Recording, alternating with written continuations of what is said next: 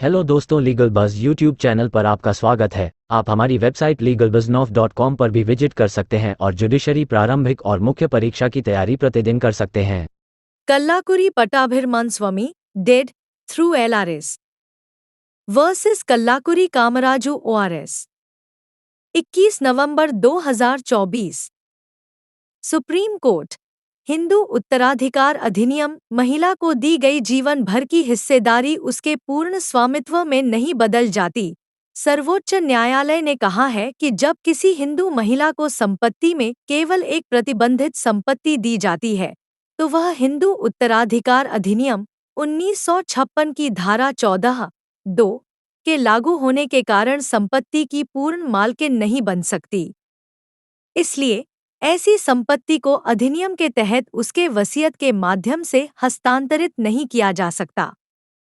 अदालत ने स्पष्ट किया कि हिंदू महिला के पास मौजूद संपत्ति धारा 14(1) के तहत तभी पूर्ण स्वामित्व में बदल जाएगी जब वह किसी पूर्व मौजूद अधिकार या उपरोजन के बदले में हो।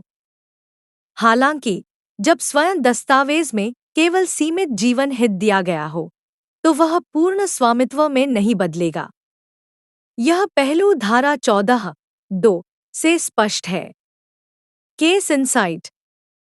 मूल वाद में वादी प्रतिवादी ने 3.55 एकड़ भूमि के विभाजन की मांग की, जिसमें श्रीमती वीरभद्रम्मा को जीवन भर की हिस्सेदारी थी।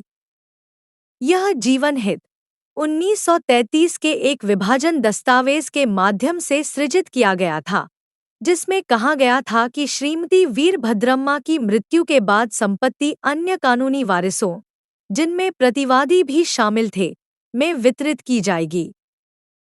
प्रतिवादी अपीलकर्ता ने दावा किया कि श्रीमती वीरभद्रम्मा ने संपत्ति को उनके नाम पर वसीयत कर दिया था, क्योंकि वह संपत्ति की पूर्ण मालकिन थी।